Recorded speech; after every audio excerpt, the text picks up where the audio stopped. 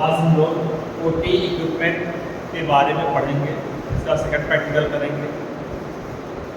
Ortho और OT में कौन कौन से क्या नाम है इक्विपमेंट की नीड होती है at a times of surgical,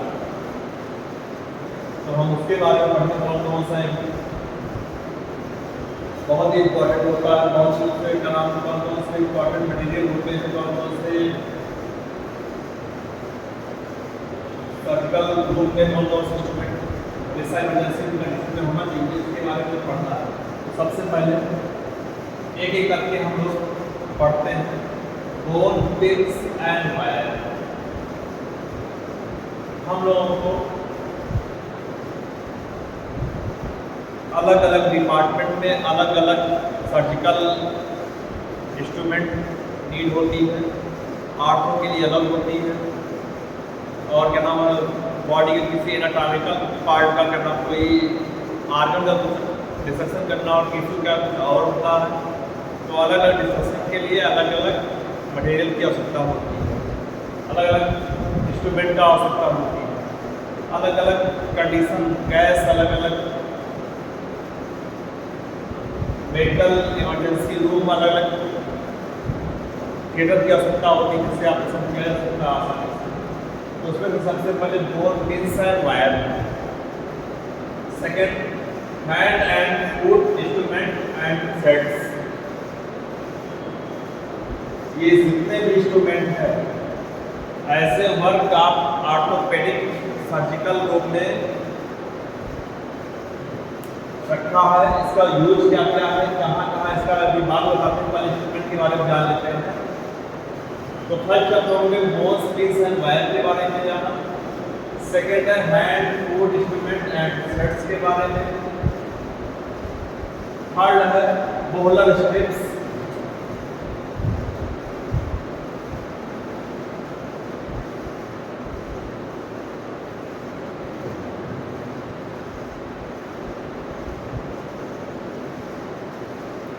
bowler strips के बारे में। नेक्स्ट है बोन कटिंग फोर्सेस। ये बोन कटिंग के यूज में आता है। Next bone holding forces, hold के लिए पकड़ने के लिए होता है। बोन लीवर्स होता है।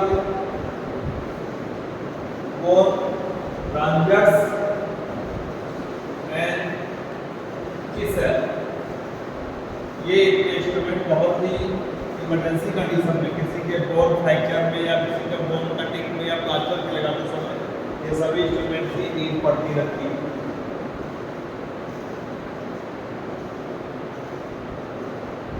चक्स, क्लैंप्स,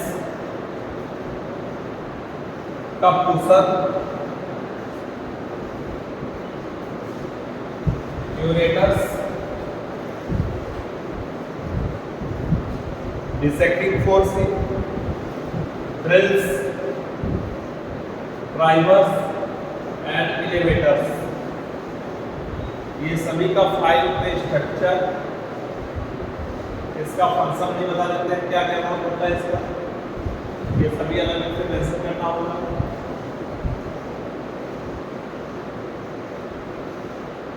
नेक्स्ट है स्ट्रक्चर, फाइल्स, फोर्सेस, गाज।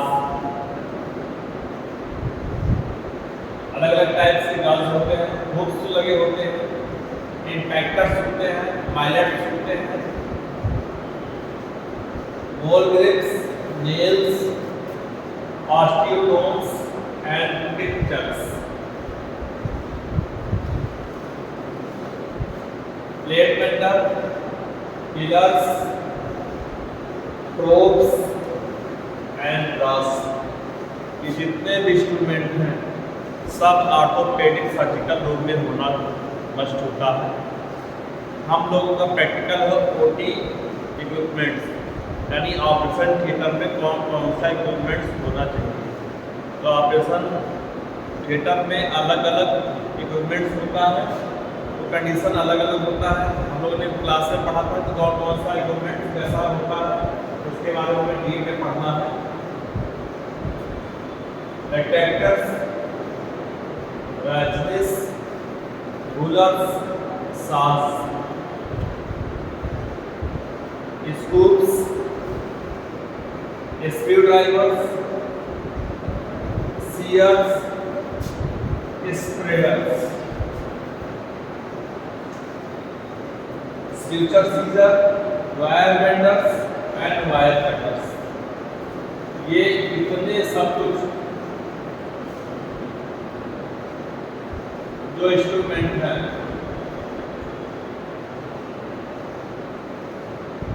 ये जितने भी इंस्ट्रूमेंट हैं, ये सब ओटी ऑपरेशन थिएटर में होना ही होना चाहिए। एक ऑर्थोपेडिक्स जो है वो हर कंडीशन में कोई ना कोई इंस्ट्रूमेंट का यूज जरूर करता है।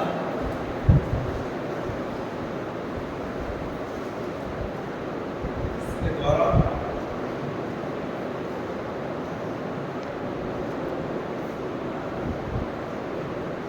इसके साथ साथ लोग इक्विपमेंट लिस्ट के बारे में जानते हैं कि कौन कौन से इक्विपमेंट लिस्ट हमें किस कंडीशन में कहाँ कहाँ प्रोसीडिंग स्टडी करते हैं।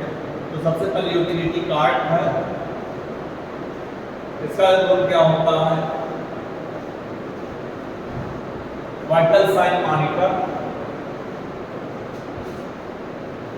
तो सबसे पहले यूटिलिटी कार्ड के बारे में पढ़ते हैं। Having a multipurpose utility card is an essential component of an operating rooms equipment list because of their versatility. Multi-purpose utility card hold a wide range of possibilities. They are used in many different medical settings. Some of these include surgical center, hospital, laboratories, mental practice, medical schools and veterinary centers.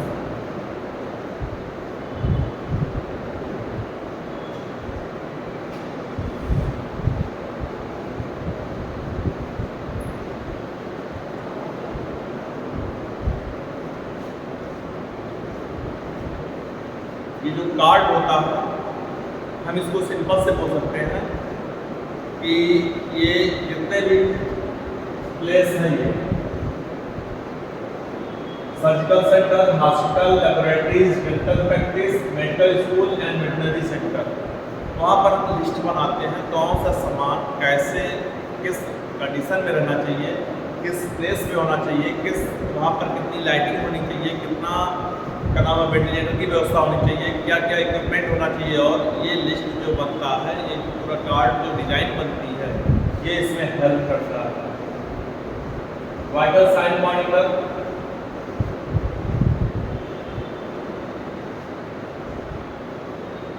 Simple सा है कि हमारे health से issue जो भी information होता है वो हम मॉनिटर के रूप में देख सकते हैं। क्योंकि जितने भी चीज़ें होती हैं, जैसे हमारा हार्ट बीट, ब्लड प्रेशर, कोई पेशेंट कहीं पर क्या नाम है बेड पे है, बेड रेस्टिंग कर रहा है या बेड पे क्या नाम एडमिट है उसमें, तो उसको क्या नाम है कोई प्रोसेस देखने के लिए कौन सा कंडीशन क्या है, कैसे है, किस कंडीशन में हम हैं, या डॉक्टर को हमेशा पता होना चाहिए कौन सा कंडीशन क्या है, कितना बीपी है, पल्स मीटर कितना हाई हो रहा है, कितना लो हो रहा है।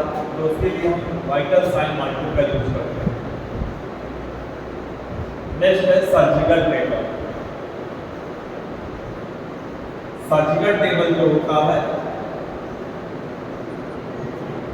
वो अलग अलग कंडीशन में, जैसे डेंटिस्ट के लिए अलग होता है, ऑर्थोपेडिक्स के लिए अलग होता है, ठीक है, न्यूरोलॉजी के लिए अलग होता है, न्यूरोलॉजी के लिए अलग होता है। ये टेबल अलग अलग पेशेंट के लिए अलग अलग कंडीशन के लिए बनाया जाता है कि किस कंडीशन में, किस क्रिटिकल कंडीशन है कि नॉर्मल कंडीशन है, कैसे है, बॉडी में कौन सा बॉडी का पार्ट अफेक्टेड है, उसके लिए अलग अलग कंडीशन के लिए वो सर्जिकल टेबल बनाया जाता है।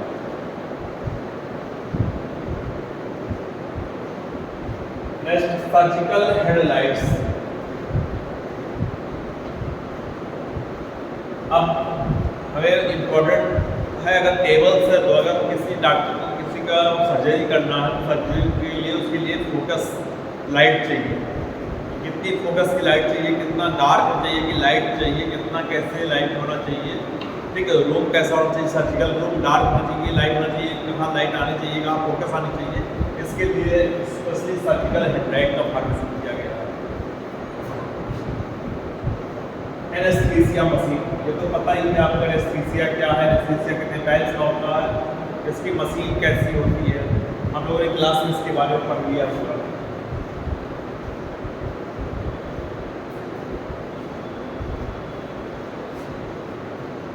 Next capnography. Capnography cell condition, ये भी मॉनिटरिंग डिवाइस है जो बॉडी में कार्बन डाइऑक्साइड को एक्सहेल करने में कितना परसेंटेज है, क्या है, पल्स मीटर को कैसे चेक किया जाता है, इसके देखने के लिए हेल्प करता है capnography.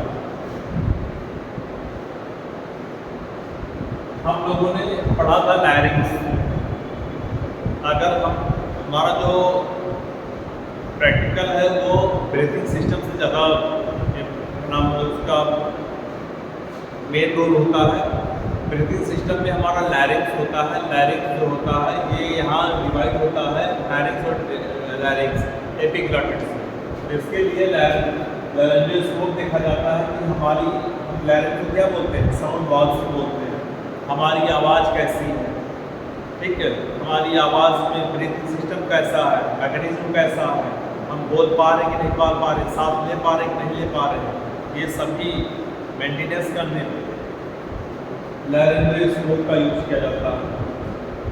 लैरिंजियोस्कोप are widely use in the medical field. Doctor use them to hear into the depth of the throat and larynx. ये देखिए यहाँ से लेकर यहाँ तक के हम पूरे बारे में स्टडी कर सकते हैं। लैरिंजियोस्कोप में be use to determine the cause of cough और sore throat, to uncover something stuck in the throat, or to take a tissue sample. Other samples of laryngoscope used including evolution. तो laryngoscope का role हमें समझा गया क्या होता है, ठीक है। Hoarseness of voice, lungs in the neck of throat, difficulty swallowing, earache and persistent when breathe।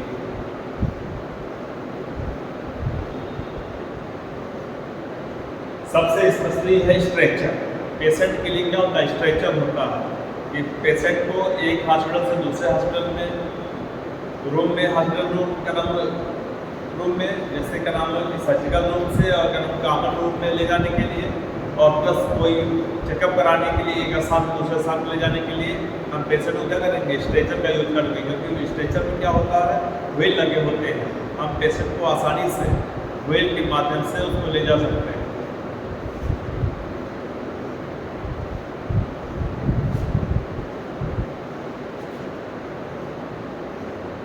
Next है EKG मशीन।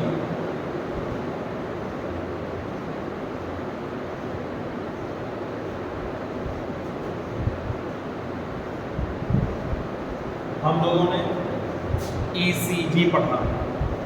ECG हमारा हार्ट बीट चेक करने के लिए यूज किया जाता है।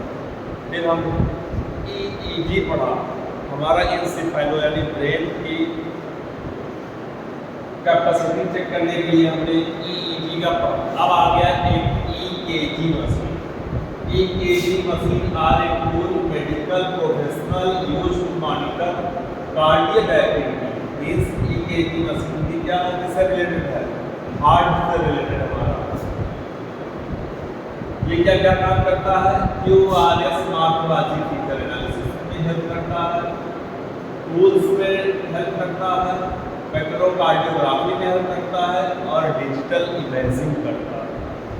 यानी धीरे धीरे हम लोग एडवांस होते चले जा रहे हैं, और एडवांस होने के बाद हम लोग क्या कर रहे हैं, नए नए टेक्निक बॉडी का, नए नए बॉडी पार्ट का सब कुछ हम चेक कर लेते हैं।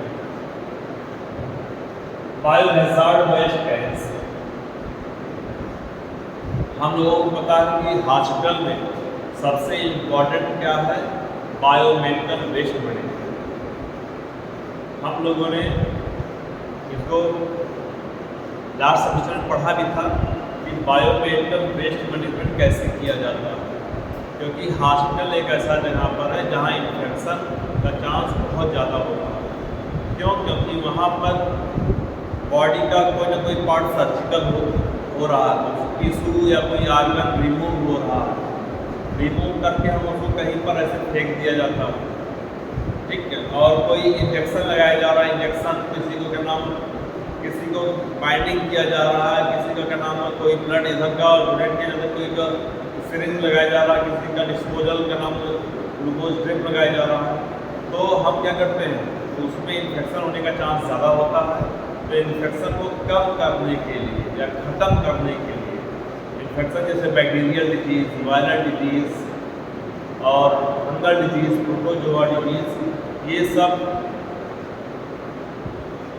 के रोकथाम के लिए, इसका ट्रीटमेंट के लिए हम क्या करते हैं, बायोमेडिकल वेस्ट का यूज़ करते हैं, मैनेजमेंट का यूज़ करते हैं कि कौन सा पार्ट, बॉडी पार्ट, कौन सा बॉडी पार्ट या कौन सा इंस्ट्रूमेंट जो अनयूज है या जो यूजलेस हो गया उसको हम कौन से डस्टबिन में रखेंगे, कैसे उसको हम कहाँ उसका थ्रो आउट करेंगे, कहाँ उसको फेंकेंगे, कहाँ उसका next waste liver, biohazard waste कैसे होता है कि अलग अलग डिब्बे होते हैं, कौन से डिब्बे में कौन कौन सा मटेरियल रखा जाता है। वेस्ट लीवर, हमें पता है हमारी बॉडी में वेन्स और आर्टरी। वेन्स क्या करता है, इम्प्योर ब्लड यानी डीऑक्सीजनेटेड ब्लड को पूरे बॉडी में से हार्ट में लेकर ले आके स्टोर करता है, ठीक, यानी ऑक्सीजन उसमें नहीं रहेगा, उसमें कार्बन डाइऑक्साइड रहेगा, और कार्बन डाइऑक्साइड वेन्स के माध्यम से जाएगा, हार्ट में पंपिंग होगा, पंपिंग बाद वो लंग्स के द्वारा बाहर निकल जाता है। और ऑक्सीजन क्या करता है, पल्मोनरी वेन्स उसको लेकर आता है और उसको पूरे बॉडी में एरोटा के द्वारा सप्लाई कर देता है। तो वेन्स लीवर भी होता है। नेक्स्ट है डेफिलेटर्स।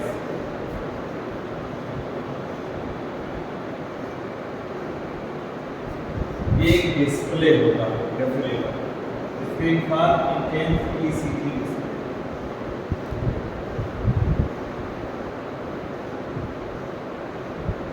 इसको हम इस माध्यम से अलग अलग कैटेगरी पे रख सकते हैं।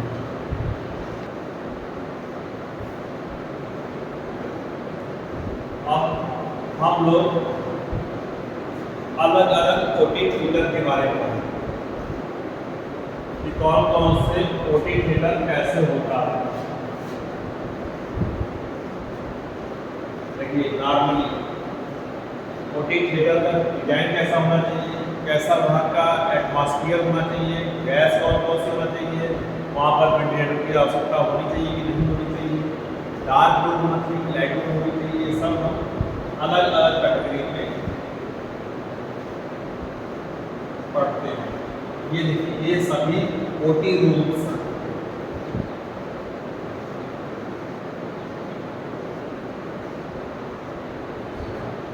ये अलग अलग कैटेगरी के ओटी रूम्स हैं।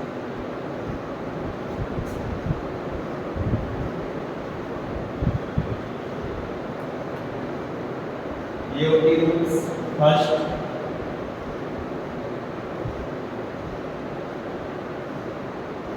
सेकेंड ओटी रूम्स,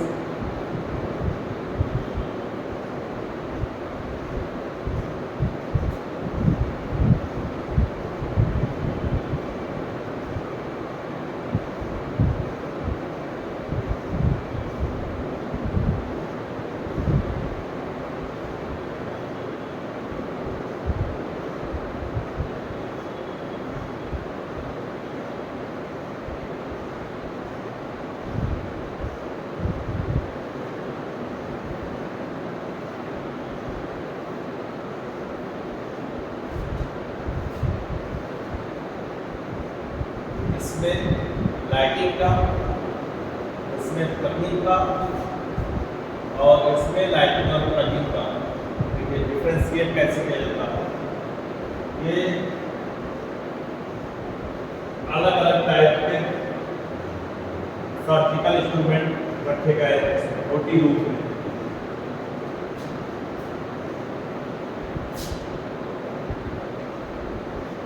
अब आप और एडवांस तक जाते हैं तो जितने एडवांस में जाते हैं ओटी रूम उतना ही एडवांस कंडीशन में आ जा रहा है। ओटी रूम का कंडीशन किस तरह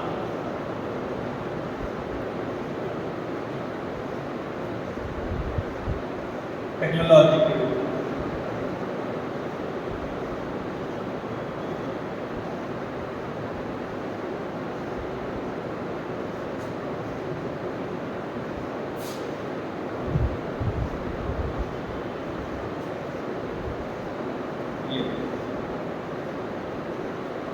ये टेक्नोलॉजी का बेस्ट इसमें हम आप कह सकते हैं माइक्रोस्कोपिक या लेजर द्वारा ऑपरेशन किया जाता है इसका।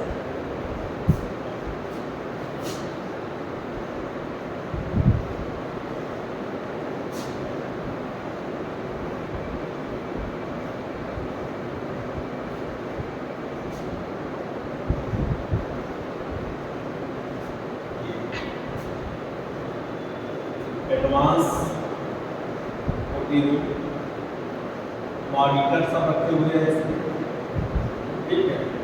स्ट्रेचर, लाइटिंग, रूम लाइटिंग,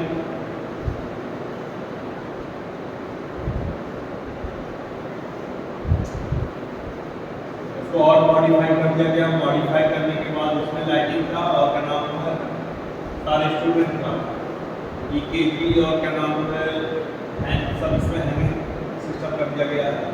हम इसे बोल सकते हैं मॉड्यूलर हेल्थ केयर सिस्टम। तो हम बोल सकते हैं modular health care system.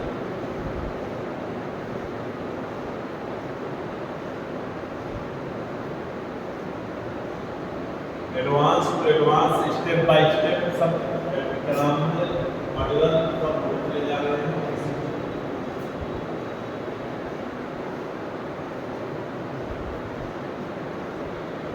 OT में एनेस्थीसिया मशीन लगे हुए हैं। मशीन क्या करता है इसको मॉडिफाई करता रहता है, मेंटेन करता रहता है, एडजस्ट करता रहता है।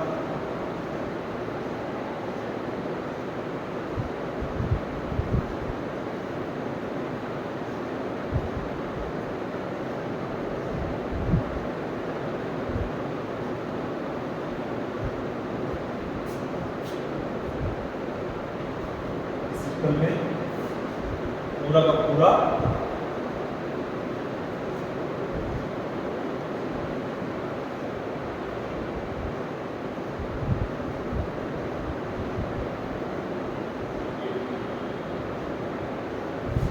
Anaesthesia machine, medical gas supply,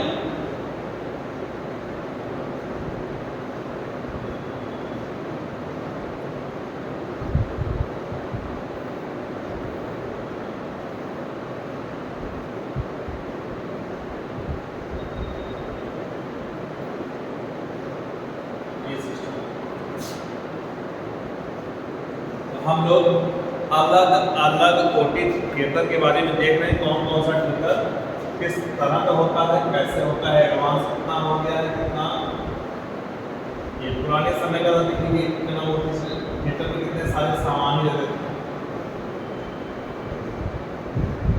ये और एडवांस टेक्नोलॉजी में और डेवलप हो गया है यहाँ पर।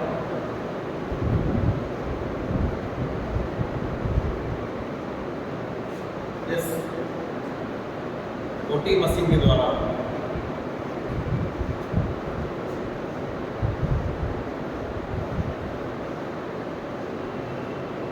अलग अलग इंस्ट्रूमेंट का यूज कर सकते हैं।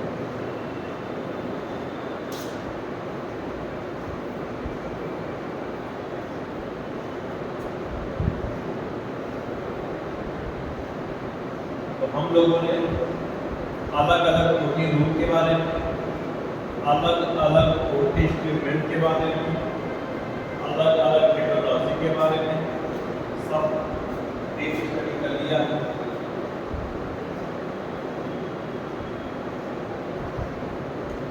इस इंस्ट्रूमेंट में हम लोगों को हर चीज़ के बारे में अलग अलग स्टडी कर लिया है, ब्रीफ स्टडी कर लिया है कि कौन सा टेबल में क्या क्या होना चाहिए।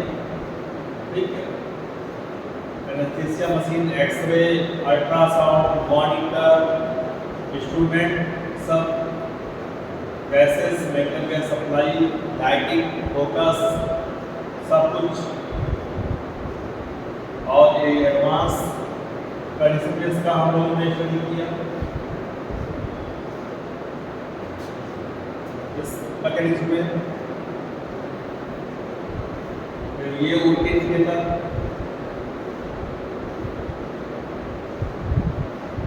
ये एडवांस टेक्नोलॉजी। तो हम लोग अलग अलग कंडीशन में अलग अलग प्रोटीन क्षेत्र के बारे में जान गए। प्रोटीन क्षेत्र में क्या होता है हमें पता है। आपके सर्जिकल इंस्ट्रूमेंट होते हैं, किसी न किसी बॉडी का सर्जरी होता है।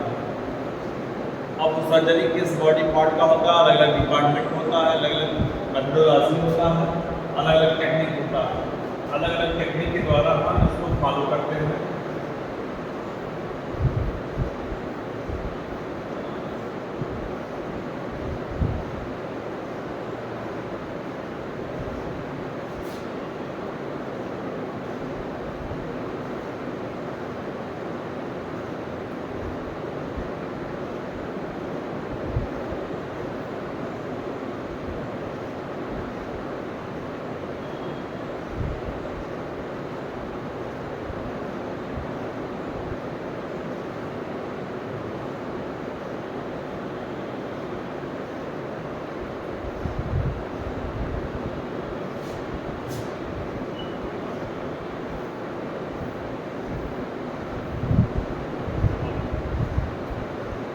काफी सर्जिकल इंस्ट्रूमेंट होते हैं, उनमें जो ब्लेड होते हैं, ब्लेड अलग अलग कैटेगरी के होते हैं, अलग अलग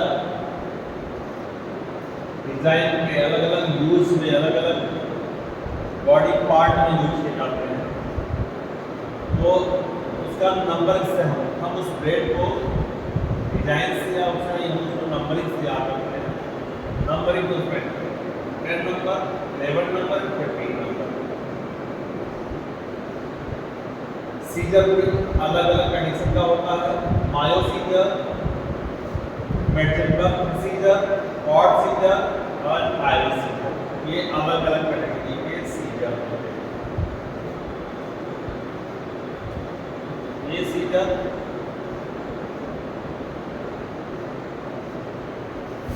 कटिंग में यूज होता है। ठीक, तो कटिंग क्या है, हैवी टिश्यू, हमारे बॉडी का टिश्यू कटिंग के लिए यूज होता है। ये कहाँ होता है, सीधे यूज कटिंग से कोई होता है टिश्यू, लेकिन ये हार्ट में, स्पेशली हार्ट में यूज किया जाता है। ये ब्लड वेसल्स के लिए यूज किया जाता है, कॉर्ड सीजर। और आयरन सीजर डिसेक्शन किसी भी बोन का या मसल्स का या ऑर्थोपेडिक डिपार्टमेंट के लिए यूज किया जाता है। ये अलग अलग कंडीशन के सीजर होते हैं, जिसका यूज अलग अलग सर्जरी के टाइम किया जाता है। ये स्केपल्स है, ब्लेड हो सकते हैं, ये अलग अलग कंडीशन के हैं। ये स्किन के लिए होता है, लेप्रोटॉमी के लिए होता है, ये साफ होता है। और ये फिंगर का नाम सीजर के लिए होता है। फिंगर के लिए फिंगर को सेटअप करके उसको आसानी से उसको लगाया जा सकता है।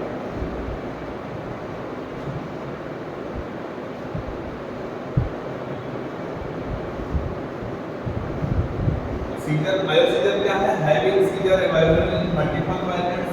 Blade scissor are used for cutting structure scissor, acceptor scissor, while curved scissor are used in cutting heavy tissue. इसको हैवी टिश्यू कटिंग में यूज किया जाता है। ये हार्ट का टिश्यू के लिए, जैसे हमारा हार्ट क्या मायोटिक मसल्स का बना होता है, ठीक, उसके कटिंग के लिए होता है। ये ब्लड से रिलेटेड है, ब्लड से संबंधित होता है, ब्लड को करने के लिए होता है। अगला है ये ऑर्थोपेडिक, यानी बोन से संबंधित होता है, बोन से रिलेटेड सारी चीजें। इसको डिसाइड करता है। तो हम अलग अलग कंडीशन में सीजर जो इंस्ट्रूमेंट होते हैं, इंस्ट्रूमेंट को हम अलग अलग कंडीशन में रख कर हम उसको डिवाइड कर सकते हैं और क्लासीफाई कर सकते हैं। क्लासीफाई कैसे करना है कि उसको सर्जन कौन कौन सा सर्जन या कौन कौन सा हॉस्पिटल मैनेजमेंट कैसे किस कंडीशन में किस डिपार्टमेंट में अपना यूज करता है। यूज करने का तरीका अलग अलग होना चाहिए। ठीक है, सीजर जो होता है वो अलग अलग कंडीशन के लिए होता है। नेक्स्ट है फोर्सिप। तो फोर्सिप के लिए हम अलग अलग कंडीशन के लिए फोर्सिप हम पढ़ेंगे। अब इसको नेक्स्ट क्लास में हम फोर्सिप के बारे में स्टडी करेंगे, डीप स्टडी करेंगे कि फोर्सिप क्या होता है, फोर्सिप में स्टडी कैसे किया जाता है और फोर्सिप का कंडीशन कौन कौन से होते हैं, कौन सा फोर्सिप कहाँ यूज किया जाता है। तो हम लोगों ने सबसे पहले बॉडी के जितने ओटी रूम में जितने इंस्ट्रूमेंट होते हैं उसके बारे में पढ़ा। ओटी को कौन कौन कंडीशन में कहाँ कहाँ क्लासीफाई किया गया उसके बारे में पढ़ा। फिर हम लोग कौन कौन से ब्रेड स्केपल्स किस किस यूज में आता है इसके लिए पढ़ेंगे हम लोग। ये अलग अलग कंडीशन है, अलग अलग कंडीशन में हम लोग अलग अलग फाइल में पूरा का पूरा इसका मेंशन करेंगे, स्ट्रक्चर बनाएंगे, इसके बारे में डीपली 2 लाइन 3 लाइन एक शार्ट नोट करके हम चार्ट बनाएंगे। फ्यूचर में हमारे साथ अगर हमें कहीं जॉब लगती है या फ्यूचर में कहीं हम किसी हॉस्पिटल में या कहीं क्लिनिक पे या हेल्थ केयर सेक्टर में कहीं काम कर रहे हैं तो ये हमारे लिए इंपॉर्टेंट नॉलेज है। हम इस नॉलेज के द्वारा उसको कंप्लीट कर सकते हैं। हमें फिर पढ़ने की या समझने की जरूरत नहीं पड़ेगी। नहीं तो बाद में क्या होगा कि हर चीज़ को याद करना पड़ेगा। अभी क्या है, आपको हर प्रैक्टिकल के टाइम हर समय आपको ओटी रूम में ले जाना पड़ेगा, ले जाने को हमारा कौन कौन सा इंस्ट्रूमेंट वहाँ दिखाना पड़ेगा, दिखा के सब ये कंप्लीट कराया जाएगा।